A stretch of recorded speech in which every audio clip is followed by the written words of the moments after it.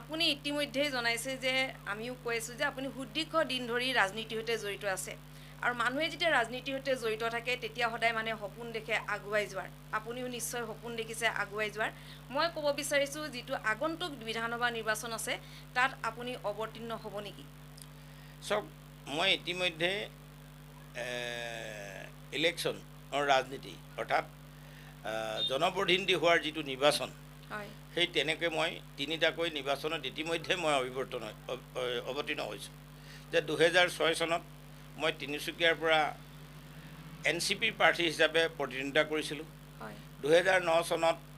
ডিব্ৰুগড় লোকসভাৰ NCP প্ৰাৰ্থী হিচাপে প্ৰতিদ্বন্দ্বিতা কৰিছিলোঁ। 2021 চনত জালুকবাৰী সমষ্টিত বৰ্তমানৰ মুখ্যমন্ত্ৰীৰ বিৰুদ্ধে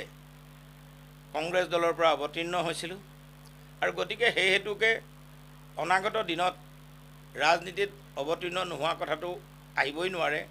আৰু যিহেতু আপোনাসকলে জানে যে মই কংগ্ৰেছ যোৱা 4 এপ্ৰিলত ত্যাগ কৰিছিলোঁ আৰু ত্যাগ কৰাৰ মূল কথাটোৱে আছিল 2018 চনত গুৱাহাটী লোকসভাৰ প্ৰাৰ্থিত্ব নিদিয়া আৰু 2024তো 2019ত গুৱাহাটী লোকসভাৰ প্ৰাৰ্থিত্ব নিদিয়া 2000 লোকসভাত কংগ্ৰেছৰ পৰা MPৰ প্ৰাৰ্থিত্ব নিদিয়া এই কথা প্ৰতিবাদ কৰি যোৱা 4 এপ্ৰিলত কংগ্ৰেছ দল মই ত্যাগ কৰিছিলোঁ। গতিকে মোৰ অনাগত দিনত ৰাজনৈতিকভাৱে সক্ৰিয় থকা নিৰ্বাচনত প্ৰতিনিধিত্ব কৰাৰ কথা আছে আৰু বহুজনে মোক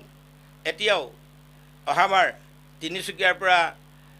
বিধানসভাত প্ৰতিদ্বন্দ্বিতা কৰিবলৈ কৈছে যিহেতু 2006 চনত মই তিনিচুকীয়াত প্ৰতিদ্বন্দ্বিতা কৰিছিলোঁ আৰু মোৰো মনত আছে যে ময়ো এতিয়াও মানে জালুকবাৰী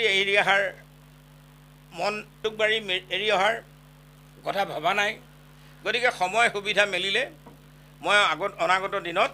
দুটা সমষ্টিৰ পৰাই নিৰ্বাচনত অৱতীৰ্ণ হোৱাৰ কথা ভাবিছোঁ। তিনিচুকীয়া আৰু জালুকবাৰী হয় আমি আগতীয়াকৈ আপোনাক শুভেচ্ছা জনাইছোঁ ভাল লাগিল যে আপুনি যেহেতু আপৰ পৰাই আপুনি বিধানসভা নিৰ্বাচন খেলিব আপোনালৈ শুভেচ্ছা থাকি ধন্যবাদ।